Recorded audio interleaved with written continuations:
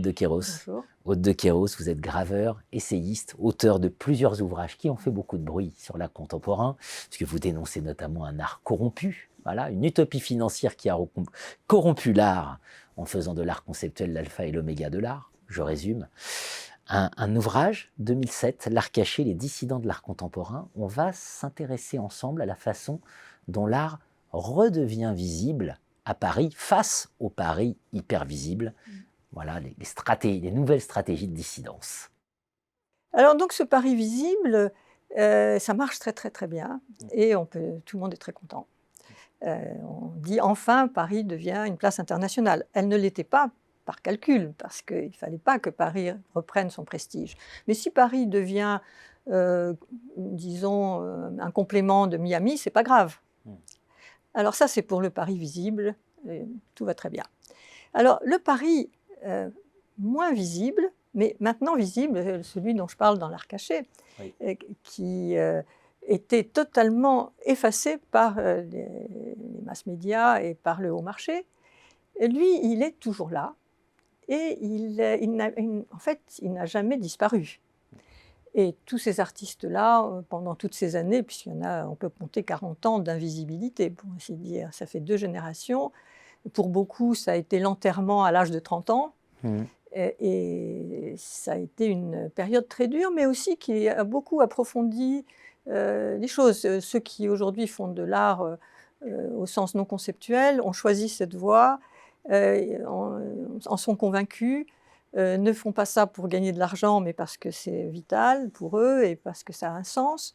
Et maintenant, on les voit, comme je vous expliquais.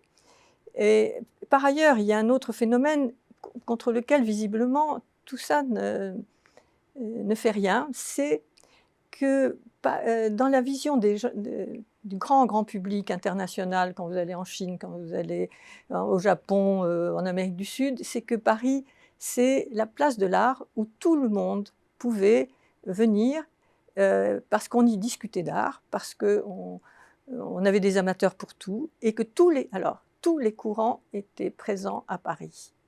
Ça, c'était le privilège que nous avions parce qu'il y a eu véritablement un renoncement de l'État en 1870 de ne pas jouer un rôle officiel. Et ils ont construit un grand palais et un lieu visible du monde entier où ce sont les artistes qui choisissaient dans chaque salon qui ils voulaient. Et vous aviez à l'époque énormément de presse, qui était grande presse, mais aussi les fanzines, les feuilles de chou, les revues savantes, tout ça qui parlait d'art et qui parlait un peu de tout, parce qu'il y avait tout. Et donc, c'est cette image-là que le monde entier a de Paris. Pas du tout l'image globale, rien à voir avec Miami et Hong Kong et Bâle, c'est autre chose. Et ça, tout le monde attend. Quand ils viennent à Paris, c'est ça qu'ils veulent voir, c'est ça qu'ils ont envie de rencontrer. Et donc, le jour où, disons, on admettra qu'il y a plusieurs marchés et qu'il y aura une visibilité plus grande et surtout qu'il n'y aura pas en France la diabolisation de tout ce qui n'est pas conceptuel, parce que c'est ça qui nous a tués. Dans d'autres pays, ça n'est pas du tout le cas. Je dirais que c'est le seul pays au monde où l'État a dit l'art contemporain, c'est l'art conceptuel. Ça n'existe pas ailleurs. Donc les gens aussi ne comprennent pas pourquoi ça se passe comme ça à Paris. Ils ne comprennent pas le mystère de Paris. Qu'est-ce qui s'est passé? Alors le jour où le ministère de la Culture ne se mêlera pas de dire ça c'est de l'art et ça ne l'est pas, ça ira beaucoup mieux. Et puis je pense que la technologie permet énormément de choses. Et vous me parliez des NFT comme à quoi ça sert, est-ce que ça va survivre, qu'est-ce que ça va devenir?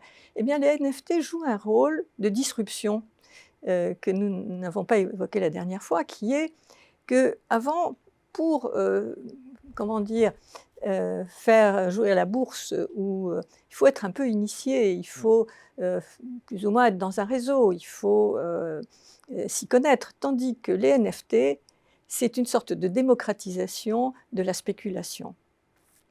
Alors, vous me direz, la spéculation, ce n'est pas quelque chose de bien, sans doute, mais que ça soit démocratisé, c'est très très bien. C'est-à-dire que des groupes ou des gens différents ou d'autres courants vont pouvoir, disons, parier sur des talents, même si c'est que des images.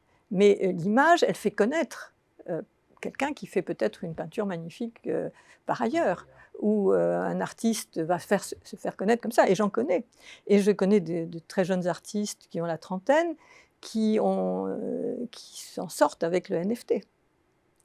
Donc, sans passer par l'État, sans passer par, je dirais, la file de